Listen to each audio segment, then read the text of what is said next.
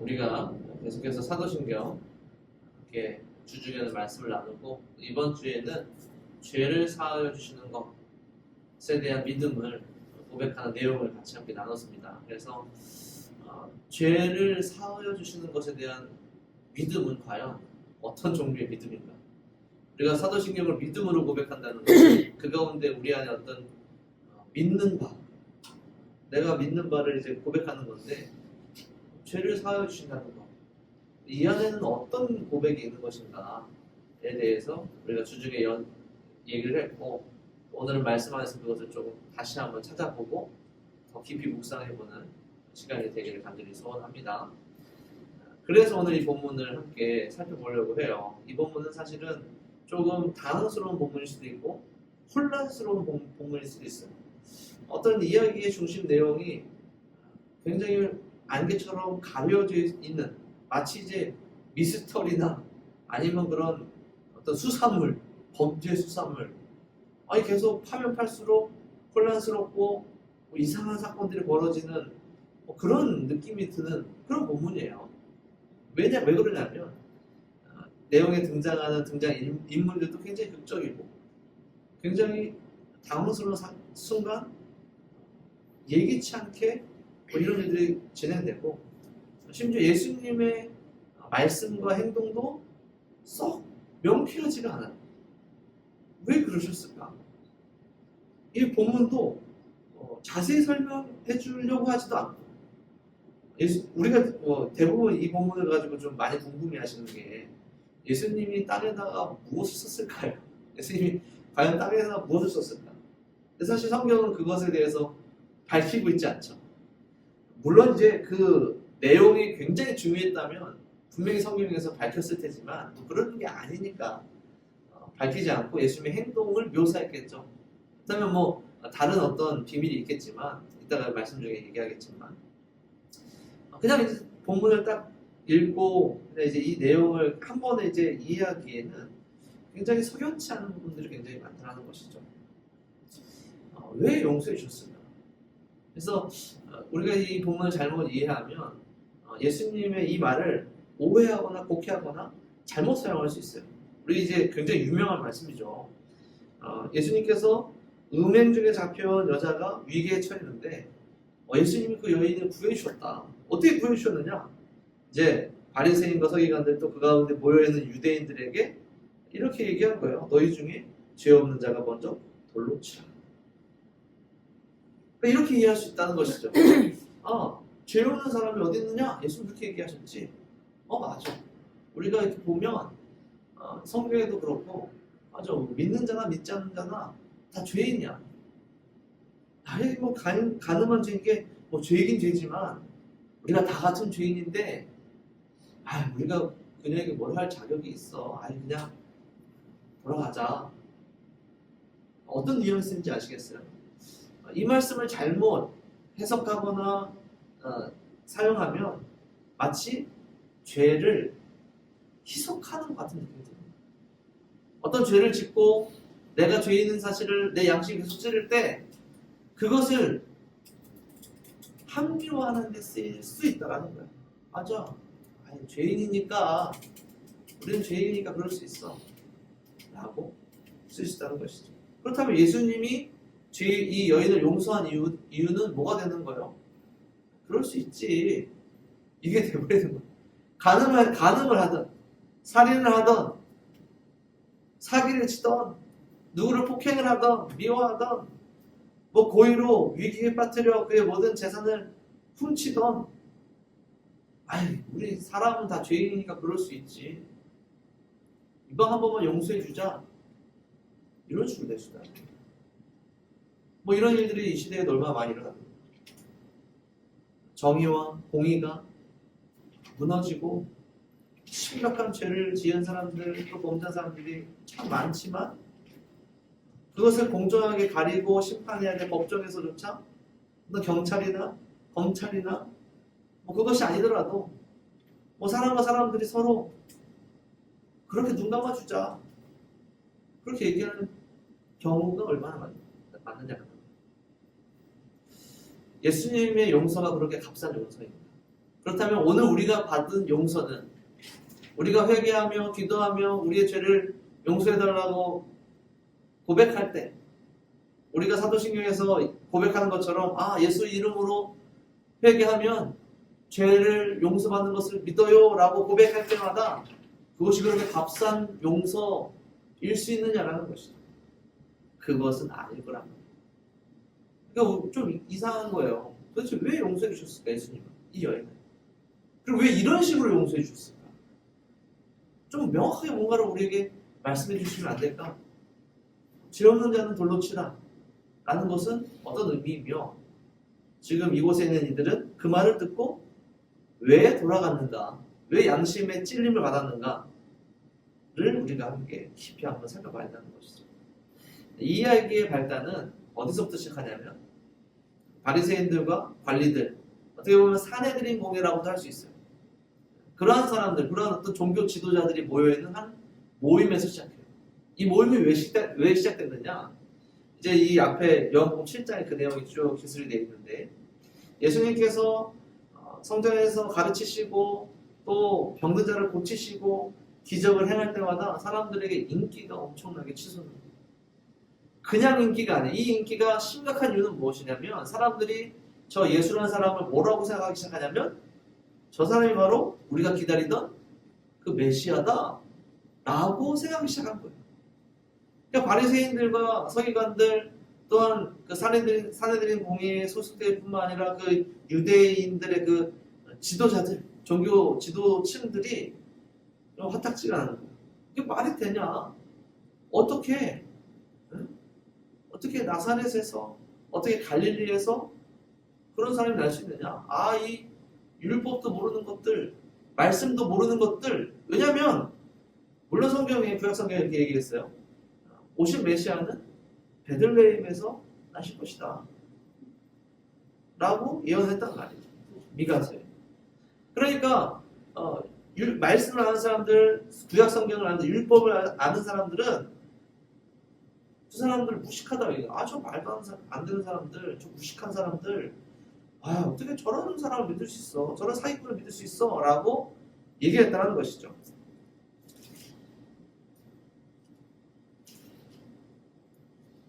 그게 이제 7장 49절을 보세요. 이 대제사장들과 바리새인들 관리들이 자기 아랫사람들을 시켜서 예수님을 잡아오라고 시켰는데 그 사람들이 예수님을 잡으러 갔다가 오히려 와서 뭐라고 얘기하냐면 46절입니다. 아랫사람들이 대답하되 그 사람이 말하는 것처럼 말하는 사람이 이때까지 없었나이다 라고 얘기한 거예요. 그러니까 죄송해요. 우리가 사정이 안 돼서 실패했습니다 라는 게 아니라 뭔가 예수님께 이제 감동하는 것처럼 그렇게 얘기한 거예요. 그러니까 이 바리새인들과 이제 대제사장들이 뭐라고 그러냐면 율법을 알지 못하는 이 무리는 저주를 받은 자로다. 49절을 그렇게 얘기해요. 이 율법을 알지 못하는 이 자들은 같은 유대인임에도 불구하고 그들을 이렇게 비하하는 거예요. 율법도 모르는 자는 어떻게, 그러니까 지금으로 따지면 저 글도 모르는 까먹는 학교도 못 나온 누구 이러면서 이제 비하하는 것이죠. 어떻게 같은 유대인으로서 하나님의 백성으로서 율법을 소유하고 있는 이 온 세상에 유일하게 하나님의 말씀과 율법을 소유하고 있는 우리 자연스러운 우리 민족 그 가운데 저런 이들이 있을까? 참 이해할 수가 없다 라고 얘기하는 것이죠. 율법을 알지 못하는 자들이라고 얘기하는 이들이 뭘 하고 있는지 여러분 아시겠습니까? 우리가 아까 예배 전에 같이 얘기했지만 그들의 기준에 그들의 삶의 양식 속에서 율법과 행위의 어떤 모습들 그것을 가지고 판단하고 재판하고 분별하는 일이 그들에게 너무 당연해진 거예요. 그래서 심지어 같은 유대인 민족조차 본인들의 기준보다 율법을 알지 못하고 본인들이 아는 것보다 경건의 수준 그들의 삶보다 그들의 삶의 경건의 수준도 낮고 그러니까 이렇게 판단하고 재판하고 선고하는 것이죠. 저주받은 자들이다. 너네들도 똑같다. 라고 얘기하는 거예요. 오늘 이 문제는 굉장히 행위에 대해서 얘기하고 있어요. 그 행위와 그 행위한 대로 율법대로 심판하고 그것을 가지고 그들을 폄훼하고 예수님을 판단하는 것에서부터 이 문제가 시작됐더라는 거예요. 여러분 오늘 이 본문의 시작과 배경을 우리가 제가 좀 이렇게 장황하게 설명하는 이유가 무엇이냐면 우리도 비슷한 실수를 할 때가 많기 때문에 우리가 잠깐 얘기했지만 우리가 용서하지 못하고 우리가 분노하는 대상들이 때로는 나와 비슷한 직업, 나와 비슷한 삶, 배경, 문화 뭐 이런 사람일 때가 굉장히 많아요. 왜냐하면 나는 그렇지 않으니까. 그래서 우리도 그런 생각 많이 해요. 아니 어떻게 크리스찬이 저럴까? 예수 믿는 사람이 저럴까? 물론 그들의 죄와 그들의 잘못에 대해서 두둔한 것이 아닙니다. 아까 제가 얘기한 것처럼 우리는 다 같은 죄인이니까 라는 말로 그 죄를 희석시키려는 것은 아니에요. 그런데 반대로 우리의 마음속을 잘 들여다볼 필요가 있다라는 거예요. 왜 그토록 나는 분노할까? 왜 그토록 나는 용서하지 못할까? 왜 그토록 나는 판단할까? 내가 판단의 기준이 될 수 있다는 거예요. 왜냐하면 내가 그렇게 살아왔으니까. 내가 크리스찬이니까. 나는 이 정도까지 됐으니까. 그럴 때가 얼마나 많냐는 것이죠. 그러한 생각과 그러한 함정에 빠지면 우리는 누군가를 용서하기가 쉽지 않아요. 오히려 누군가를 판단하기가 쉬워지죠. 누군가를 재판하기가 쉬워지고 누군가를 심판하기가 쉬워진다. 물론 우리가 이제 판사가 되어서 직접적으로 형량을 때리지 않겠지만 우리의 마음으로, 우리의 생각으로 우리가 누군가를 이미 심판하고 있습니다. 오늘 그러한 모습이 오늘 이 이야기의 시작이에요. 근데 참 재밌는 것은 그 장소에서 한 사람이 일어나서 반론을 제기해요. 그 사람이 누굽니까? 여러분 성경을 밑에 한번 보세요. 그 사람이 누구예요? 50절에? 니고데모예요. 니고데모가 호련히 일어나는 거예요. 그 분노와 그 고리타분함과 그 모함과 비리가 가득한 그 꿉꿉하고 어두운 그곳에서 누가 일어났냐면 니고데모가 일어났어요. 물론 니고데모가 나중에 예수님의 장사까지도 그가 이렇게 헌신한다는 우리가 알지만 굉장한 용기 아닙니까? 그가 똑같은 얘기를 하고 있어요. 그가 똑같은 것을 꼬집고 있어요. 뭐라고 꼬집고 있냐면 우리의 율법은 사람의 말을 듣고 그가 행한 것을 알기도 전에 이렇게 급하게 성급하게 말도 안 되는 방식으로 심판하느냐 라고 이의를 제기하고 있는 거예요. 지금 너희들이 하는 이 행동과 말과 이 과정 자체가 이거 너희도 정말 말도 안 되는 것이다.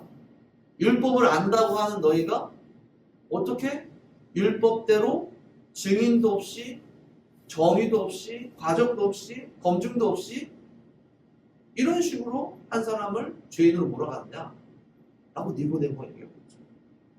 이건 똑같은 얘기를 누가 하는 거냐면 사실은 이 아랫사람들이 이렇게 얘기하는 거예요. 뭐라고 그랬는지 다시 한번 보시면 이 사람들이 예수님에 대해서 뭐라고 얘기하냐면 그 사람이 말하는 것처럼 말하는 사람을 이때까지도 못 봤습니다. 그 사람처럼 말하는 것, 예수님처럼 말하는 게 무엇이길래 이렇게 얘기할까? 예수님처럼 말하는 사람이 지금까지 없었다는 거예요. 어떤 점에서 그랬느냐? 예수님의 말은 능력이 됐어요. 예수님이 누군가의 죄를 사해주면 누군가에게 회복을 선포하면 그것이 실제로 일어났어요. 대제사장들은 그렇지 않았다는 것이죠. 정죄했다는 것이죠. 심판했다는 것이죠. 그를 구원해주지 못했다는 거예요. 율법은 구원을 위해 있었던 것인데 말씀은 구원을 위해 있었던 것인데 자기 백성을 위해서 있었던 것인데 대제사장들은 그렇지 않았다는 것이죠. 서기관들과 바리새인들은 그렇지 않았다는 것을 심판으로 마무리됐다는 거예요. 멸망으로 마무리됐다는 거예요. 마치 지옥 같은 거 아닙니까? 율법도 하나님의 나라를 위해 있고 천국을 위해서 있는 것인데 그들의 말은 지옥과 심판을 위해서 있었어요. 그러나 예수님을 닮았다는 것이죠. 그분의 말씀은 곧 회복이 되고 구원이 되고 능력이 되었고 천국이 되었어요. 그거를 경험한 사람들이 감동받은 거예요. 그래서 이 사건이 일어난 거예요.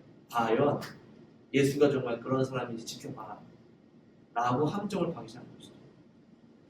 오늘 말씀 우리 뒤에 내용을 알죠? 어떤 일이 일어나는지 알죠? 이 바리새인과 대제사장들이 이 음행한 여인을 잡아온 이유가 있습니다. 과연 예수가 정말 그 말이 다른 사람들과 똑같은지 한번 봐라. 아니, 다른지 한번 봐라. 우리야 뭐 별반 다를 건 있냐? 자기 자신이 위기에 처하면 그가 과연 그 여인을 구원해 줄 능력이 되겠느냐? 그 상황에서 그 여인을 어떻게 건져내겠느냐? 그 죄인을 어떻게 회개시키겠느냐? 그에게 어떻게 회복이 일어나겠느냐? 예수 자신도 위기와 함정에 빠지면 자기 자신을 지키기에 급급해서 실수할 게 뻔한데 참 멍청한 사람들이야 라고 생각하고 있는 거예요. 그 함정이 얼마나 지독한지 좀 이따 살펴보겠지만 참 오늘 말씀을 보면 저는 이 부분이 조금 참 놀라웠어요. 예수님이 그 모든 사실을 알고 계시겠죠. 예수님은 사람이시면서 동시에 하나님이시기 때문에 그분은 어디에나 계시고 무엇이든 아시고 어떤 능력이시든 다 있으시잖아요. 이들의 마음을 알고 이들의 계략을 알고 또 앞으로 어떤 일이 일어날지까지도 예수님은 아셨을 텐데도 불구하고 예수님은 어디로 가시냐면 8장 1절을 보시죠. 예수는 감람산으로 가시냐. 물론 이제 오늘 주제와는 조금 이제 거리가 있는 어떤 신학적인 내용과 묵상이겠지만 저 이 부분이 되게 놀라웠어요. 참 감동이 됐어요. 우리 같으면 어땠을까요? 우리가 무언가 분노하고 싸우고 또 어떤 일 가운데에 우리에게 위기가 다가오고 있다면 우리는 뭘 할까요? 우리 어디로 갈까요? 쳐들어가야죠. 이 사람들 모였는데 쳐들어가야죠. 가서 불법의 증거를 모아야 될 거 아닙니까? 또 아니면 자기가 준비할 수 있는 어떤 유력한 사람들을 만나러 가거나 아니면 준비할 수 있는 모든 것을 동원할 수 있는 어떤 재물이 숨겨져 있는 금고로 가거나 뭐 여러 가지 장소가 있겠죠. 인간적인 장소가 있겠죠. 예수님은 어디를 가셨냐면 감람산으로 가셨다는 거예요. 감람산은 뭐 하는 곳인지 여러분들 아시죠? 예수님께서 즐겨 기도하시던 곳이죠. 잠깐만 짧게 넘어가겠지만 여러분 우리의 삶에 어떤 위기와 어려움이 있을 때 눈에 너무나 뻔히 보이는 함정과 어떤 억울한 일들과 좀 대적들, 끔찍한 사람들, 악한 사람들의 어떤 공격과 위기 속에서 우리의 삶이 위기에 처해질 때 여러분들도 감람산으로 가시기 바랍니다. 기도하시기 바랍니다. 기도해야 된다.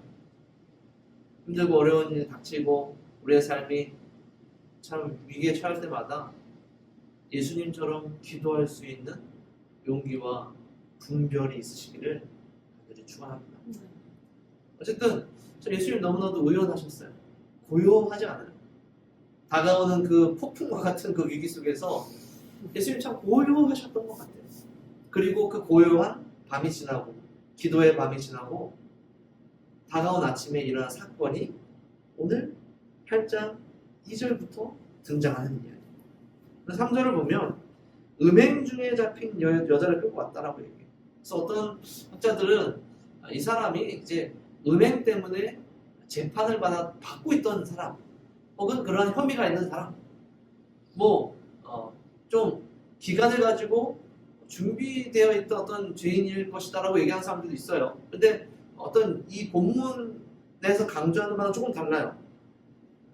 이들이 뭐라고 얘기하냐면 예수께서 4절을 보세요.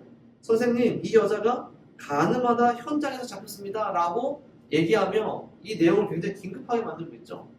그래서 이 본문을 가지고 우리가 설득할 수 있는 내용은 뭐냐면 이들이 아침이 되자마자 아침에 다시 성전으로 예수님이 오셨을 때 그러니까 이른 아침에 이들이 얼마나 철두철미하고 굉장히 기가 막힌 함정을 준비했냐면 얼마나 아주 잘 짜여진 각본 안에 이 함정을 준비했냐면 예수님이 대비할 수 없도록 예수님이 상상할 수 없도록 너무나도 당황하도록 현장에서 가늠하다 잡힌 여자를 끌고 온 거예요.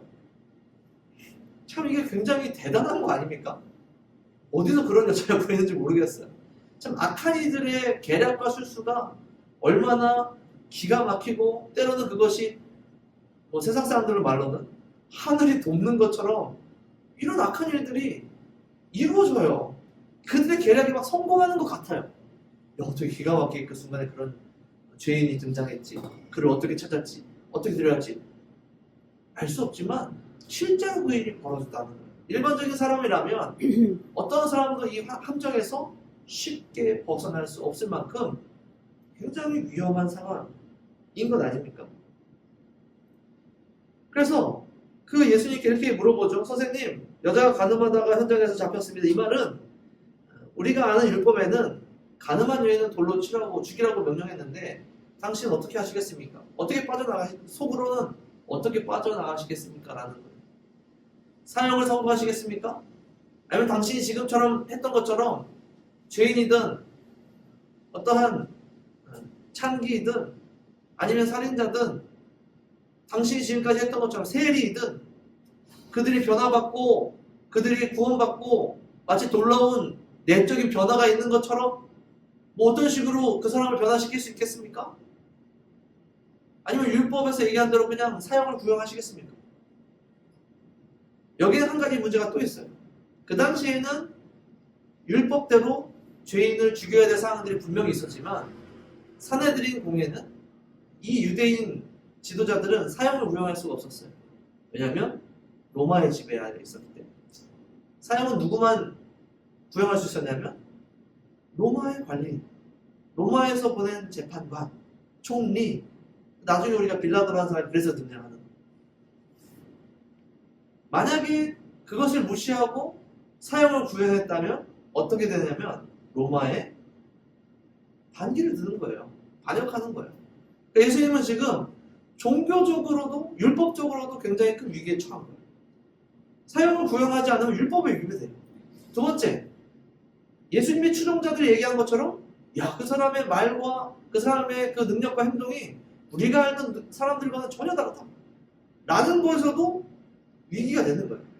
예수님 그동안은 병든 자도 고쳐주고 죄인한테 구원도 선포하시고 내 죄가 용서받았다라고 선포하시고 일어나 걸으라도 선포하시고 막 엄청난 구원과 회복을 보여주셨는데 이번에는 못하시네?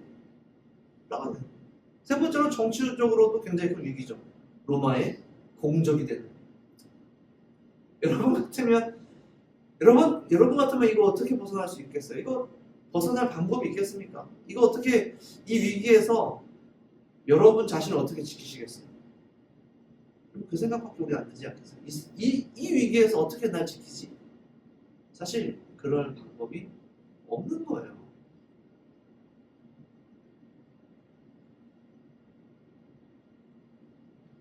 그런 상황 가운데서 오늘 가장 큰 위기가 발생한 것이죠.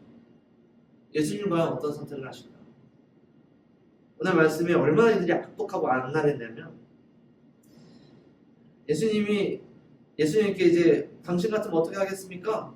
라고 물어본 이후에 7절을 보시면 그들이 묻기를 맞이 아니하는지죠. 예수님이 바로 대답을 안 하시는 거예요. 6절에 보니까 예수님께서 몸을 굽히사 듣다가 이제 앉으신 거예요. 몸을 굽혀서 앉으셔서 땅에서 이렇게 계속 손가락으로 끄적끄적 쓰고 계신 거예요. 이들의 생각이 어떻겠습니까? 뭔가 통하는 것 같아요. 그동안 아주 우연했고 어떠한 함정에서도 빠져나갔던 저 예수라는 작자가 이번에는 뭔가 당황하는 것처럼 보일 수 있다는 것이죠. 그래서 땅에서 끄적끄적하는 이 모습이 이들에게도 얼마나 신이 났겠냐. 그래서 지금 실제로 보니까 묻기를 맞이하는 계속해서 묻기를 그치지 않았다는 계속해서 묻는 거예요. 빨리 대답하십시오. 마치 여러분 그 기자회견이나 무슨 어떤 청문회나 막 해서 저 얼마 전에 충격적인 장면을 봤는데 청문회나 어디에서 막 이렇게 질문하는데 막 소리를 지르고 뭔가를 대답하려고 그러는데 계속 소리를 지르고 막 그냥 기세로 누르려고 하는 그런 모습들도 봤어요. SNS. 종종 그런 모습들 보죠. 그런 모습인 거예요. 예수님은 이제 이때다. 야, 지금 좀 말 못하네. 지금이다. 이때 찍어 누르자. 막 그렇게 하고 있는 것이죠. 성경을 읽는 독자들도 이 말씀을 읽으면 거기에 집중해요. 예수님 왜 앉으시지? 예수님이 대답을 안 하시지? 예수님이 손가락으로 따면 뭐라고 쓰시지? 여기 집중한단 말이죠. 예수님께서 그렇게 한참 쓰시다가 7절에 보니까 결정적인 한마디를 던지시는 거예요. 너희 중에 죄 없는 자가 먼저 돌로 치라. 여러분, 이게 단순히 우리 모두는 죄인이다. 우리가 죄인이니까 저 관음한 여인도 우리가 뭐라 할 수 없지 라는 양심을 건드렸기 때문에 이 사람들이 거기서 돌아갔다라는 걸까요? 그렇게 해서 이 시대에도 오늘 우리가 이 주변에 수많은 죄인들이 있지만 그들을 바라보며 그런 마음을 품으라는 걸까요? 나도 죄인이니까 저 사람 뭐라 할 자격 없지 라고 돌아서라는 얘기일까요? 그것 때문에 돌아선 걸까요? 그것 때문에 돌아설 거면 시작도 안 했죠, 이 사람들. 그 정도 양심의 가책 때문에 이 사람들이 지금 이 기가 막힌 기회를, 예수님을 궁주로 몰아낼 기회, 제거할 기회를 포기하고 돌아섰다라는 것이 여러분 말이 됩니까? 이 이야기가 굉장히 충격적이고 혼란스럽고 안개왔기 때문에 읽는 독자들도 그걸 놓칠 때가 참 많아요. 그것 때문에 돌아설 수가 없는 거예요, 이 사람들은. 왜 돌아섰냐는 거죠. 너희 중에 죄 없는 자가 먼저 돌로 치라라는 이 예수님의 말씀은 그들의 무엇을 건드렸냐는 것이죠. 지금까지 우리가 바라보지 못하고 있는 장면이 있어요. 우리는 지금 텍스트로 보고 있기 때문에 그 상황을 우리가 잘 못 보고 있어요. 그 상황을 여러분 상상해 보세요. 아침 일찍 갑자기 어디서 데려온지 모르는 여인이 등장했어요. 그 여인의 몰골이 너무 충격적이에요. 현장에서 잡혀왔기 때문에 옷이라도 제대로 잘 여몄는지도 모르겠어요. 막 잡아 끌고 오고 저주받고 욕 여러분, 그 인파들 사이에서 막 기자들 사이에서 뚫고 지나가는 것도 뉴스 보면 어때요? 얼마나 힘들어요. 그러한 인파와 소란과 아우성과 고성 속에서 죄인으로 낙인 당한 이 여인이 끌려와서 지금 무리 가운데 있는 거예요. 그래서 여러분 생각해보면 이 여인은 지금 혼자라는 거예요. 이게 왜 문제가 되는지 아시겠습니까? 율법에는 반드시 가늠한 남자나 여자나 다 돌로 쳐 죽이게 돼 있어요. 근데 왜인지 이 상황은 저 여인이 어디서 어떻게 왔는지도 모르겠지만 저 바리새인과 서기관들과 대제사장들이 잡아서 끌어다 놨어요. 증인도 없어요. 근데 그 몰골과 상황을 보면 가늠한 게 확실해요.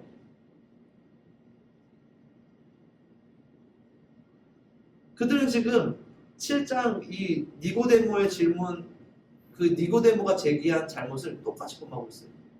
율법에서 얘기한 대로, 율법의 절차대로 하나님께 말씀하신 공정과 정의를 다 건너뛰고 오로지 예수님을 함정에 빠뜨리기 위해 죄인인 여자를 찾아서 그 자리에 끌고 온 거란 말이에요. 그래, 정말 율법대로 하면, 정말 말씀대로 하면 지금 이 상황 자체가 부당한 거예요. 부끄러운 거예요. 말이 안 되는 거예요, 사실. 예수님이 말이 안 되는 게 아니라, 예수님이 그 여인의 편을 들어주는 것이 말이 안 되는 게 아니라, 예수님이 그 여인에게 사형을 선고하거나 어떤 판결을 내리는 이 자체가 말이 안 되는 것이 아니라, 바리새인과 서기관들과 대제사장들의 행태가 지금 말이 안 되는 거란 말이에요. 죄인들은 그들은 어디에 데려가냐면 원래는 공회에 데려가요. 산에 내린 공회.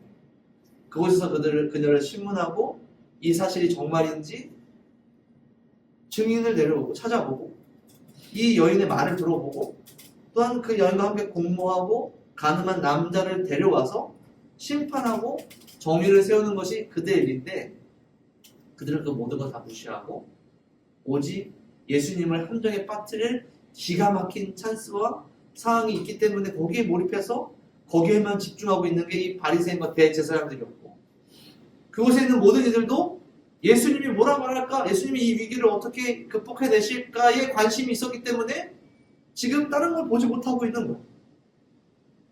또 그 여인에 집중하고 있는 사람들은 야, 어떻게 저럴 수가 있어? 어떻게 가늠할 수가 있어? 어떻게 저렇게 더러울 수가 있어? 저 여인은 죽어야 해. 저 여인은 심판받아야 돼. 라는 생각에 몰입하여서 못 보고 있는 거예요. 여러분 이 말씀에서 왜 예수님이 갑자기 땅에 앉아서 손가락에 끄적끄적했는지 여러분 이제 좀 이해가 되십니까? 여러분 말씀을 읽다 텍스트로도 이 부분에서 멈추게 되어 있어요. 이 부분에서 한번 숨을 고르게 되어 있어요. 예수님이 그들에게 이 시간을 주신 것은 할 말이 없어서가 아니에요. 지금 진짜 위기에 처해서 예수님이 머리 구르시려고 지금 그러고 있는 것이 아니에요. 어떤 사람들 얘기하는 것처럼 뭐라고 쓰셨을까? 그 쓴 글자가 중요하기 때문에 그 글자를 보여주려고 쓰고 계신 것이 아니란 말이에요. 얼마나 이상한지, 이게 왜 말이 안 되는지 예수님께서는 지금 스탑시키고 있는 거예요. 예수님께서 지금 너희 중에 죄 없는 자가 먼저 돌로 치라라는 것은 이 말도 안 되는 심판, 이 율법에 위배되는 상황, 아무도 심판한 자격이 박탈된 상황, 율법을 무시하고 율법에서 벗어난, 그래서 아무도 심판할 자격이 없는 이곳에서 누가 먼저 돌을 들겠느냐라는 그런 말입니다. 너희들 중에 심판할 자격이 있느냐? 너희들 중에 누가 심판할 수 있느냐? 이게 무슨 얘기냐면 똑같은 얘기인데, 우리는 모두 죄인이다 라는 것이 똑같은 얘기인데 예수님은 정반대 얘기하고 있는 거예요. 우리의 인간의 본성은 자주 이 말을 우리의 죄를 희석시키고 이 사회의 범죄와 불공정과 죄악들을 희석시키는 데 사용하지만, 예수님이 뭐라고 얘기하냐면 지금 여기에 누가 심판할 수 있는 자격이 있느냐 라고 죄의 끔찍함을 얘기하고 있는 거예요. 죄로 인하여서 부패한 이 사람들이 얼마나 형편없는가를 얘기하고 있는 거예요. 얼마나 자격 없는가를 얘기하고 있는 거예요. 그 죄의 심각성을 얘기하는 것이지 그 죄가 얼마나 우리를 우스꽝스럽게 얘기하고 만드느냐라는 것을 얘기하는 것이지, 예수님도 죄를 희석시키고 우리 다 눈 감아주자 그런 식으로 얘기하는 것이 아니란 말이에요. 그래서 오늘 말씀을 보세요. 말씀의 표현이 참 재밌는 것 같아요. 그들이 이 말씀을 듣고 양심의 가책을 느꼈어요. 찔림을 느꼈어요. 이 상황이 말이 안 되는 것을 깨닫기 시작했어요. 지금 이런 식으로는 율법에 위배된다는 사실을 그들도 알기 시작한 거예요. 누구부터? 어른으로 시작해요. 젊은이 이렇게까지. 말씀을 잘 아는 사람들. 그들의 함정에 빠뜨리고자 했던 율법에 박식한 사람들. 그 율법 안에서 우리가 스스로 함정을 팠구나라는 생각을 하게 되는 거예요. 그래서 하나씩 하나씩 나가고 오직 예수와 가운데 선 여자만 나갔다.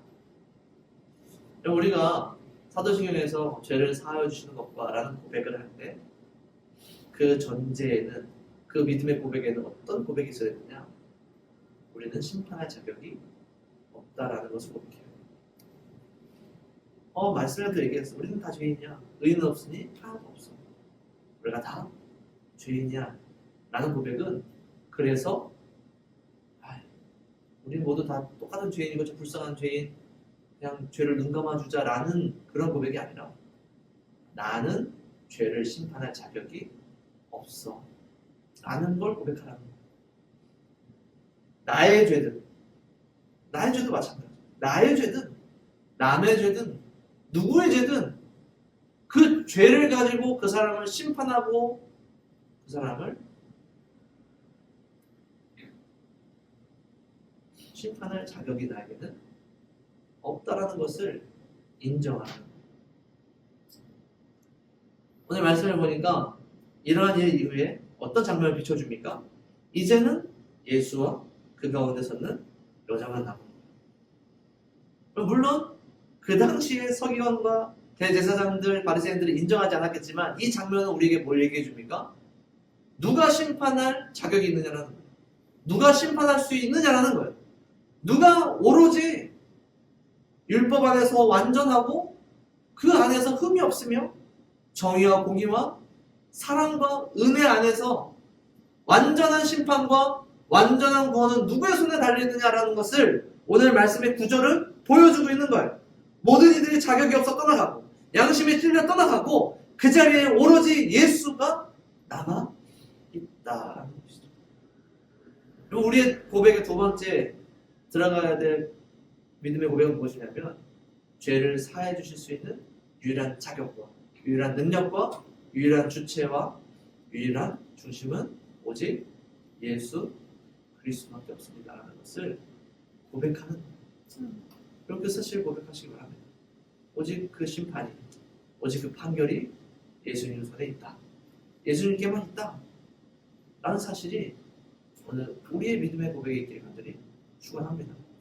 더 놀라운 건 그 다음에 일어나요. 그 모든 심판의 주권을 쥐고 있는 그분의 한마디.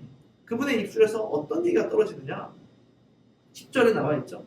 여자여 너를 고발하던 그들이 어디 있느냐? 너를 정죄한 자가 없느냐? 주님 지금 그 사람들은 다 없습니다. 예수님께서 판결하시죠. 너를 정죄하는 나도 너를 정죄하지 아니하노라. 여러분 이게 우리에게 오해가 되면 안 돼요. 예수님께서 인간의 죄를 이해하셔서 얘들 다 죄인이지 나약하지 한번 눈 감아주자 그런 의미의 용서가 아니라는 거예요. 오직 진정한 용서의 주권이 될 수 있는 법적으로 율법적으로 합당하고 유일한 판결의 주체가 될 수 있는 그분께서 용서하셨다라는 것이 이 말씀의 중심이랍니다. 유일하게 우리를 심판하실 수 있는 그분이 유일하게 마땅히 우리를 판결하실 수 있는 그분이 마땅히 죄인으로 심판받고 죽어서 사망해야 될 그러한 나를 그러한 이 여인을 사형 선고하지 않으시고 그녀를 멸망으로 선고하지 않으시고 그분을 용서하셨다. 그녀를 용서하셨다. 나를 용서하셨다. 라는 것이 이 말씀의 이야기고 죄를 사하여 주시는 것을 믿습니다라는 우리의 고백 안에 담겨 있어야 될 그런 고백이에요. 나는 죄를 심판할 자격이 없고 그 유일한 자격이 있으신 합당하신 주님이 계신데 그분이 나를 용서하셨다. 라는 것이죠. 누가 들으면 굉장히 불합리할 수 있는 얘기예요. 믿지 않는 이들이 들으면 굉장히 그것도 부당한 거 아닙니까? 라고 얘기할 수 있는 이야기예요. 그러니까 예수님은 무엇을 하신 거냐면 이 땅에 멸망을 위해 오신 분이 아니시기 때문에 그분의 말처럼 그분의 말로 인하여서 나타나는 능력처럼 이들이 고백했던 것처럼 여태까지 그 사람이 말하는 것처럼 말하는 사람이 없었던 것처럼 그분은 구원을 위해 오셨기 때문에 회복을 위해 오셨기 때문에 이 여인에게 한 번 더 구원과 회복의 기회를 주신 거예요. 그래서 오늘 말씀의 마지막에 뭐라고 합니까? 그러니 너도 이제 가서는 다시 죄를 범하지 말라라고 한 거예요. 죄를 하찮게 여기신 것이 아니라 죄를 가볍게 여기신 것이 아니라 그분은 멸망을 위해 오신 분이 아니라 구원을 위해 오신 분이기 때문에 그녀에게 이렇게 판결을 하신 거예요. 다시는 죄를 범하지 말라. 그러나 이미 너는 죽을 죄를 지었고 지금 당장에도 너는 죽을 수밖에 없지만 내가 구원을 위해 왔기 때문에 내가 회복을 위해 왔기 때문에 내가 너를 사랑하기 때문에 그 사망 선고를 유보시켜 준다는 거예요. 그러니 죄를 짓지 말라. 다시는 죄를 짓지 말라. 이후에 또 말씀하시겠죠. 많은 이들에게 말씀하신 것처럼 나를 믿으라. 너의 그 당장 죽을 죄를 위해 너의 죄를 유보시키기 위해 너에게 구원과 회복을 선포하기 위해 내가 나의 죽음으로 그 값을 대신 치를 테니 나를 믿으라 라고 수많은 죄인들에게 얘기하신 건 아닙니까? 오늘 우리에게도 그렇게 얘기하신 건 아니에요. 오늘 이 시대에 회복을 찾는 사람들이 얼마나 많겠어요. 죄와 사망 가운데에서 죽을 수밖에 없는 범죄함을 저지르고 어떤 사람들은 그 죄를 깨닫지 못하고 살아가요. 어떤 사람들은 양심의 가치를 가지고 살아가요. 어떤 사람들은 더욱더 적극적으로 이 죄에 괴로워하며 살아가겠지만 그 유일한 탈출구가 어디 있냐란 말이에요. 바로 이 재판에 있다라는 거예요. 누구도 빠져나갈 수 없는 그 함정에, 누구도 빠져나갈 수 없는 그 죄와 사망의 권세에, 그 죽음 앞에 빠져나갈 수 있는 그 가운데서 탈출할 수 있는 유일한 길이 오늘 예수님께 있다는 사실을 오늘 이 재판을 통하면서 보여주셨다는 것이죠. 말씀을 맺도록 하겠습니다. 죄를 사하여 주시는 것을 정말 믿으십니까? 매번 사도신경 하시고 고백할 때마다 정말 죄를 사하여 주시는 것을 믿어요? 어떻게 해요? 예수님의 이름으로 기도하면 사하여 주시는 것이지 그렇게 기계적으로 믿으십니까? 그렇게 지식적으로 믿으세요? 맞아요. 예수님을 믿으면 우리의 죄를 용서해 주시죠. 예수님을 믿는다는 게 뭐냐라는 거. 오늘 말씀에 답이 있어요. 나에게는 죄를 심판할 자격이 없다. 그러나 율법 안에서도 하나님의 은혜 안에서도 오직 이 죄를 심판할 유일한 권세는 예수님께 있다. 그리고 그분께서 나를 충분히 심판하실 수 있는데도 불구하고 나를 용서하셨다. 왜? 나를 사랑하셨기 때문에. 그래서 구원을 위해 이 땅에 오셨기 때문에, 회복을 위해 이 땅에 오셨기 때문에, 그것을 위해 자신의 물과 피로, 살과 피로 모든 값을 지불하셨기 때문에 그분은 나에게 회복과 용서와 구원을 선고하셨다.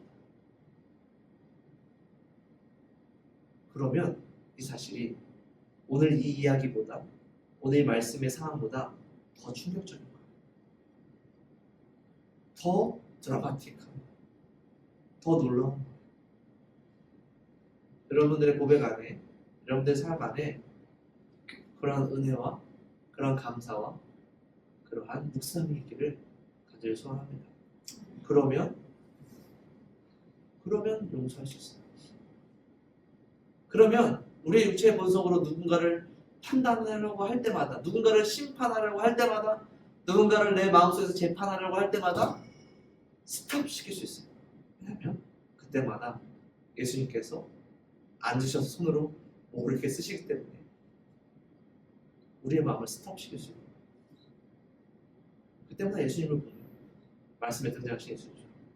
그때마다 예수님이 우리의 눈앞에 나타나시면, 우리의 마음에 나타나시면, 성령이 내 안에 역사하시면 나의 마음을 스탑시킬 수 있습니다. 여러분, 그러한 은혜가 여러분들 가운데 있기를 간절히 축원합니다.